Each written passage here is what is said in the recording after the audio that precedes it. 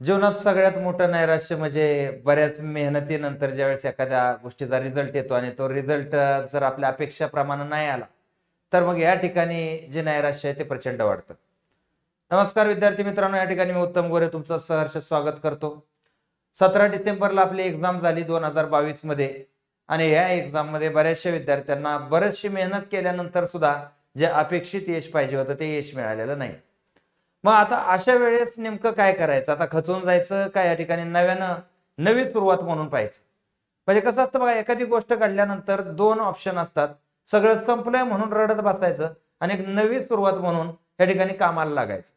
तर आता हा मुद्दा तुमच्या हातात आहे. पण मी सांगतो की सगळं संपलंय म्हणून नाही तर एक नवी सुरुवात म्हणून आपल्याला कामाला लागणं फार गरजेचं आहे. का तर या ठिकाणी बघा, आता ज्यावेळेस एक्झाम झाली, अँसर की आली, आपला आपला स्कोर आपल्याला कळून आला. काही जण या ठिकाणी मापात पण नाही ती पास व्हायच्या, काही जण एकदम काटावर आहेत, काही जणांना वाटतंय माझं होऊ शकतं नाही होऊ शकतं. असं बरंचसं कन्फ्युजन तुमच्या समोर आज उभं आहे.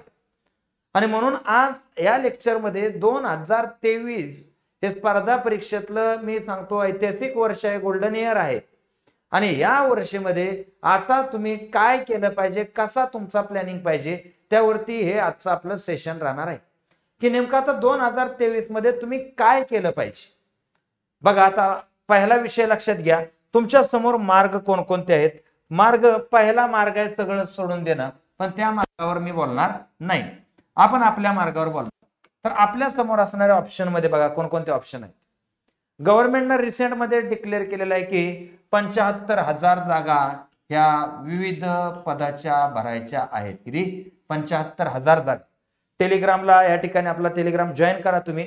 या टेलिग्रामवरती मी जागाचा तपशील पण टाकलेला आहे, कोणकोणत्या विभागात किती किती जागा भरायच्या आहेत तो त्यावरती टाकलेला आहे, आजच टाकलेला आहे.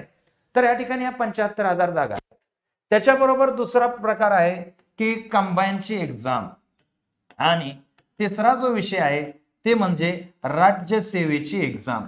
आता तुम्ही म्हणसाल सर इथून आता नव्यानं नॅट बांधायचं, नव्यानं अभ्यास करायचा, हे काय आमच्या बुद्धीत बसत नाही. बरोबर आहे ना? आता नव्यानं नॅट बांधायचं, नवीन एखादी परीक्षा, नवा अभ्यास आणि या गोष्टी आता मला सांगू पण नका. पण आता यामध्ये मी तुम्हाला सांगतो नवीन असं काहीच नाही. पहिलं मी तुम्हाला ह्या 75,000 सरळ सेवेच्या संदर्भात बोलतो, त्यानंतर कंबाईनच्या संदर्भात बोलतो. का तर जवळजवळ 7,500 जागा कंबाईनच्या सुटणार आहेत आणि एमपीएससीच्या 500 ते 600 जागा ह्या 500 600 कशा. आता यावेळेस तर सगळ्या पोस्ट एकत्रित झाल्यामुळं हा आकडा माझ्याकडे फिक्स नाही, पण हे दोन आकडे माझ्याकडे आहेत. तर राज्यसेवेचे भरपूर मोठ्या प्रमाणात जागा सुटणार आहेत. आता टप्प्याटप्प्याने लक्षात घ्या की तुमच्याकडे काय आहे आणि तुम्हाला गरज नेमकी कशाची आहे, या दोन गोष्टीवर आपल्याला बोलायचं आहे. तुमच्याकडे नेमकं काय आहे.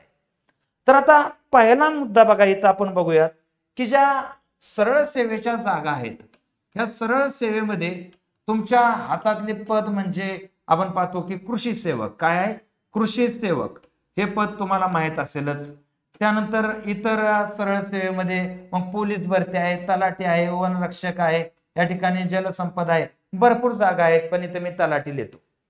आता ह्या सगळ्या एक्झाम मध्ये कॉमन सिलेबस काय असतो, हा सिलेबस एकदा थोडासा लक्षात घ्या की ह्या एक्झामला नेमका अपेक्षित काय, याचा सिलेबस काय असतो. बघा, सिलेबस तुम्ही स्पर्धा परीक्षा महाराष्ट्रातली करा नाही तर भारतातली कोणतीही करा, सिलेबस सरळ ठरलेला आहे.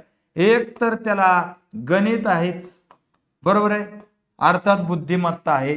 गणित असणार तर बुद्धिमत्ता आहेच, त्याच्याबरोबर मराठी असणार, इंग्लिश सुद्धा असणार आहे, बरोबर आहे. आणि त्याच्याबरोबर चौथा घटक असणार आहे जीके, अर्थात ज्याला आपण जीएस म्हणतो, इतिहास, भूगोल, राज्यघटना, अर्थशास्त्र, करंट अफेअर, याला आपण जीएस असं म्हणतो. तर यामध्ये जर तुम्ही पाहायचं झालं तर तुम्हाला माहित आहे तुमचं गणित बुद्धिमत्तेचा खूप चांगला सराव झालेला आहे. आणि सरळ सेवेसाठी एक एक्सपेक्टेड म्हणजे 10वीच्या आतल्या पॅटर्न नुसार हे सगळं चालतं. आणि त्याच्यामुळे तिथले गणित बुद्धिमत्ता एकदा चेक करायचं म्हणून चेक करून घ्या. काय सराव पेपर आपण टेलिग्रामला टाकलेले आहेत, ते तुम्ही पाहून घ्या. सरळ सेवेचे कसे असतात ते, कृषी सेवकचे कसे असतात ते, तर ते एकदा चेक करा. डिस्क्रिप्शन मध्ये टेलिग्रामची लिंक आहे आपली, ते एकदा चेक करा की सहज इझिली, म्हणजे तुम्ही आता जी एमपीएससी दिली ना त्याच्या तुलनेत हे गणित बुद्धिमत्ता कुठंच नाही. हे वन लाइनर गणित बुद्धिमत्तेचे प्रश्न असतात, ते तुम्हाला सहजरित्या सुटतात. त्यानंतर मराठी आणि इंग्लिश तुम्ही ज्या पातळीने आतापर्यंत केले त्याच्यापेक्षा फारच बेसिक पातळीचं हे मराठी आणि इंग्लिश असतं. फक्त आहे जेवढं केलं तेवढ्याला जरी रिवाइज केलं तर इथं तुमचा सिलेबस झाला. बरं राहिला जीएस, तर जीएस मध्ये काय विशेष करायची गरज नाही. एक पुस्तक साधारणतः जीएस एक ठोकळा आहे, तो ठोकळा तसा माझा एक ठोकळा येतोय जीएसचा, जो टीसीएस आणि IBPS च्या नुसार बनवलेला आहे, तो ठोकळा करा. बाकी काय फारसं विशेष करण्याची गरज तुम्हाला इथं नाही. आणि याच्या बरोबर ऍग्रिकल्चरचे जे काय घटक आहेत ते घटक तुम्ही केले तर झालं. कृषी सेवकची तयारी झाली, तलाठीची तयारी झाली, त्यानंतर म्हणजे इतर ज्या वनरक्षक आहेत त्या एक्झाम आहेत, त्याला थोडंफार इन्व्हायरमेंट इकडून तिकडून वाचून गेलं तर त्याही एक्झामची तुमची संपूर्णरित्या तयारी झालेली असणार आहे. म्हणजे अशा रीतीनं तुम्ही लक्षात घ्या, या 75,000 जागांसाठी तुम्ही 2023 ला फाईट देऊ शकता. तलाठीपासून कृषी सेवकसाठी या गोष्टीला तुम्ही फाईट देऊ शकता, इथं काही डाऊट नाही. आणि आता इथं थांबू नका. आणि यामध्ये पहिला मुद्दा तुम्हाला सांगतो की ह्या एक्झामच्या संदर्भात कोणत्याही प्रकारचं जे गायडन्स आहे हे गायडन्स या ठिकाणी आम्ही करणार आहोत. यामध्ये काही डाऊट नाही. 100% याचं गायडन्स तुम्हाला आमच्याकडून भेटणार आहे. का तर 2013 पासून या सगळ्या सेक्टरमध्ये मी आहे, बरोबर माझ्या बरोबरची टीम, हे यांचा मोठा एक्सपिरियन्स आहे. त्यामध्ये तुम्ही या ठिकाणी ह्याच्यात नेमकं काय करायचं, सिलेबस काय असतो, काय सगळं तुम्हाला युट्यूबला भेटणार आहे. त्यामुळे चॅनल पण तुमच्याकडे हा सबस्क्राईब राहू द्यात, काय विशेष नाही. आता पुढचा प्रकार आहे तो म्हणजे कंबाईन गट ब आणि गट क ह्या आता एकत्रितच एक्झाम झालेल्या आहेत. कोणत्या? कंबाईनची गट ब आणि गट क. त्यामध्ये PSI आहे, ESTI आहे, ASO आहे, टॅक्स असिस्टंट आहे, क्लेरिकल आहे, एक्साइज आहे, त्यानंतर इंडस्ट्रियल इन्स्पेक्टर आहे, असिस्टंट आहे. अशा बऱ्याचशा पोस्ट यामध्ये जवळजवळ 10 पदांसाठी गट ब आणि गट क ची एक्झाम एकत्रितरित्या होणार आहे. आता या एक्झाम मध्ये तुम्हाला पूर्व आणि मुख्य असे 2 टप्पे आहेत. आता मगाशी सरळ सेवेत आपण बघितलं एकच टप्पा एकच एक्झाम, पण याला पूर्व आणि मुख्य. आता पूर्वला या ठिकाणी तुम्हाला माहित असेल बघा, पेपर 1 असतो आणि हा 100 क्वेश्चनचा पेपर आहे आणि या 100 क्वेश्चनला 100 मार्कासाठीच विचारलं जातं. यामध्ये काय अडचण नाही.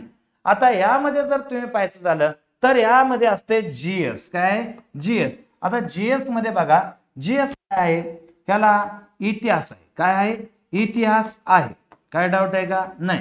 ह्याला अर्थशास्त्र आहे, बरोबर आहे. त्यानंतर ह्याला भूगोल आहे, त्यानंतर ह्याला राज्यघटना आहे, ह्याला विज्ञान आहे, बरोबर. त्यानंतर ह्याला आपण पाहतो की करंट अफेअर आहे. हे घटक या ठिकाणी आहेत. आणि गणित व बुद्धिमत्ता सुद्धा 15 क्वेश्चन इथं विचारले जातात. आता जर तुम्ही एक मुद्दा इथं पाहिला तर ज्याही वेळेस मी ऍग्रीची बॅच घ्यायचो, आता त्यावेळेस मी भूगोल शिकवायचो. ऍक्च्युअली माझा विषय इतिहास आणि अर्थशास्त्र आणि बायोलॉजी सब्जेक्ट आहेत माझे. म्हणजे जर तुम्ही कुठेही ऑफलाईनला वगैरे चौकशी केली तर ते विषय माझे आहेत, पण मी भूगोल शिकवायचो. भूगोल शिकवताना जेही विद्यार्थी लेक्चरला होते ना, त्यांना मी नेहमी एक गोष्ट शिकवताना सांगायचो, जेवढं मी शिकवतोय तेवढंच करा, बाकी एक शब्दही करू नका. हा भले पेपर सोपा पडला, आयास सगळे प्रश्न शिकवलेले पडले, त्यामुळे मी म्हणलं त्याला आधार पण आला.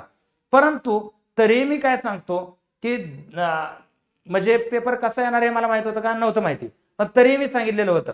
आणि आताही मला तेच सांगायचं आहे की या ठिकाणी एक तुम्हाला प्लॅनिंग बनवून देतो याचा, की एवढ्या दिवसात, उर्वरित दिवसात, मला वाटतं आज साधारणतः 127 दिवस राहिलेले आहेत कंबाईनच्या एक्झामला. 30 एप्रिलला एक्झाम आहे 2023 ला आणि पुढच्या आठवड्यात त्याची ऍडव्हर्टाइजमेंट येणार आहे. तुम्हाला माहित असेल की तुमचं भूगोल झालेलं आहे, राज्यघटना झालेलं आहे, बायोलॉजी वगळता विज्ञान झालेलं आहे, करंट अफेअर झालेलं आहे, गणित बुद्धिमत्ता झालेलं आहे आणि करायचं इतिहास आणि अर्थशास्त्र करायचंय. आणि ते तुम्हाला तिकडे सरळ सेवेला पण कामी येणार आहे. तर सरळ सेवेला सगळ्यात जास्त इतिहासावर प्रश्न असतात, तर तेही कामी येणार आहे. म्हणजे हे 2 विषय फक्त तुम्हाला आता फोकस करायचे. त्याच्याबरोबर पेपर कसा सोडवायचा ते. आता याच्या मुख्यला 2 पेपर, पेपर 1 आणि पेपर 2, हे तर 2 पेपर आहेत. आता पूर्वी प्रमाणे PSI करायचं तर कायदे करायचे, त्यानंतर या ठिकाणी टॅक्स असिस्टंट करायचं तर मुस्तफाल लेखाकर्म करायचं. आता असं राहिलं नाही. पेपर 1 मध्ये धडधडीत मराठी आणि इंग्लिश आहे. जे आतापर्यंत तुम्ही शिकलेलं आहे तेच मराठी आणि इंग्लिश इथं आहे, त्यामध्ये काही डाऊट नाही. आणि पेपर 2 मध्ये आहे असं GS इकडे कॉपी पेस्ट आहे. फार थोडासा बदल आहे, पण एवढा पण काय लय मोठा बदल इथं नाही. हा असं थोडस RTI फिरट्या असे काय मुद्दे 1 2 3 वाढलेले आहेत, पण एवढं काय विशेष नाही. म्हणजे ऑलरेडीच तुम्ही याची पूर्व आणि मुख्यची तयारी करून बसलेला आहे. फक्त याला आता थोडस काय करा, थोडस घासणं गरजेचं आहे. तर बघा, त्यानंतर आहे राज्यसेवेची एक्झाम. कोणती आहे तुमच्यासाठी? आहे राज्यसेवा. आता राज्यसेवामध्ये सर्व गॅझेटेड पोस्ट आहे. त्यानंतर याची जी पूर्व आहे हे पूर्व ऑब्जेक्टिव्ह आहे, जसं आतापर्यंत आपण पाहतो तशी ऑब्जेक्टिव्ह आहे. आणि मुख्य याची डिस्क्रिप्टिव्ह आहे. मुख्य याची कशी आहे? डिस्क्रिप्टिव्ह आहे. तर याच्या संदर्भात आता मी लगेच बोलणार नाही, परंतु पूर्व परीक्षेसाठी जून मध्ये हे एक्झाम होणार आहे. कधी? 5 जूनला, आय थिंक 4 जूनला हे एक्झाम होणार आहे 2023 ला. तर या एक्झाम मध्ये बघा राज्यसेवेच्या कसं आहे, तर पूर्व परीक्षा जी आहे ते कंबाईनला थोडंसं जास्त वाचायचंय.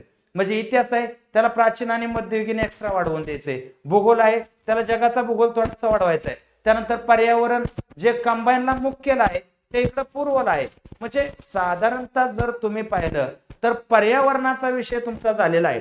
राज्यसेवेत सुद्धा तुम्हाला अर्थशास्त्र आणि इतिहास केल्यानंतर पूर्व परीक्षेत तिथेही इझिली जमेल. मुख्यला गेल्यानंतर डिस्क्रिप्टिव्ह आहे, त्याचा प्लॅनिंग थोडासा वेगळा पडतो. तर लक्षात घ्या की तुमच्या भविष्यासाठी हे जे आपण सगळे प्लॅन आहेत हे प्लॅन एकदम परफेक्ट लागू होऊ शकतात. म्हणजे काय अडचण येणार नाही. आणि हे बघा, आता तुम्ही इथं खचून जाऊ नका, बिनकामाचं खचू नका. एवढ्या मोठ्या अपॉर्च्युनिटीज तुम्हाला समोर आहेत, एवढ्या मोठ्या संधी तुम्हाला समोर आहेत. आणि यामध्ये आता लवकरात लवकर मी हिस्ट्री, इकॉनॉमिक्स, त्यानंतर कृषी सेवक ह्याचे लेक्चर सुरू करतो YouTube वरती. तुमच्या ऑटोमॅटिक लक्षात येईल की नेमका प्रकार काय आहे काय नाही ते. त्याच्यामुळं तुम्ही इथं मला जॉईन राहा. तुम्हाला प्रत्येकाला आपण या ठिकाणी प्लॅनिंग बनवून देऊयात. नेमकं तुम्ही काय करायचं काय नाही करायचं. टेलिग्रामवर जॉईन राहा तुम्ही. टेलिग्रामवर आपण सगळ्या गोष्टी या टाकत जाऊ, बघत जाऊ की नेमकं काय काय केलं पाहिजे काय नाही केलं पाहिजे. तर आता बघा, ह्या काळामध्ये 23च्या काळामध्ये मी तर सांगतो की आता तुमचा रिझल्ट गेला ना, जाऊ द्या, रिझल्ट गेला. आता गेलेल्या गोष्टीला रडून आरडून काय होणार नाही. आता बोंबलायचं नाही. आता सामान पॅक करा आणि कुठंतरी तुम्ही जिथं अभ्यासाला जाता घरापासून थोडंसं दूर स्टडीला जा आणि बिनधास्त अभ्यासाला सुरुवात करा. आणि या ठिकाणी तुम्हाला जिथं जिथं मार्गदर्शक म्हणून आमची आवश्यकता आहे तिथं तिथं आम्ही अवेलेबल राहणारच आहे. काही अडचण यामध्ये येणार नाही.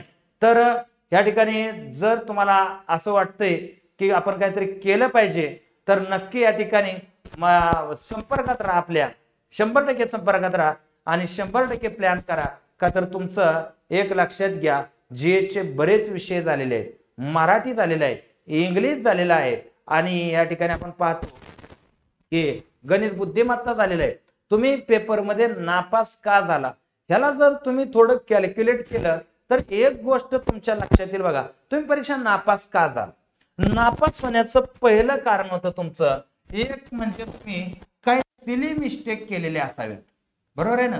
एक काय छोट्या छोट्या चुका केल्या असतील आणि 4 आणि 5 चुका ह्या खूप मोठ्या चुका होतात परत त्यानंतर ज्यावेळेस मार्क काउंटिंग मध्ये आपण जातो त्यावेळेस. आणि दुसरं तर तुमचं झालं असेल टाइम मॅनेजमेंट झालं नाही. अन्यथा तुम्ही त्या ज्यावेळेस तुमचे आन्सर की चेक केले असेल तर लक्षात घ्या की आपण जे एक्सपेक्टेड कट ऑफ सांगितलेले आहेत तुमचा स्कोर तिथपर्यंत पोहोचलेला असेल आणि मायनस होऊन परत तुम्ही रिवर्स आलेला असाल. याचा अर्थ तुम्ही तिथपर्यंत पोहोचलेला आहे, फक्त काय गोष्टी काय जजमेंट तुम्हाला जमलेले नाहीत. आणि आता इथून पुढे आपल्याला जो प्रॅक्टिस करायचा आहे तर त्याच गोष्टीवर त्याच जजमेंटवर आपल्याला प्रॅक्टिस करायची आहे. लवकरात लवकर या कृषी सेवक असेल, कंबाईनचे असेल, ह्या गोष्टीचे या ठिकाणी मी लेक्चर सुरू करतोय.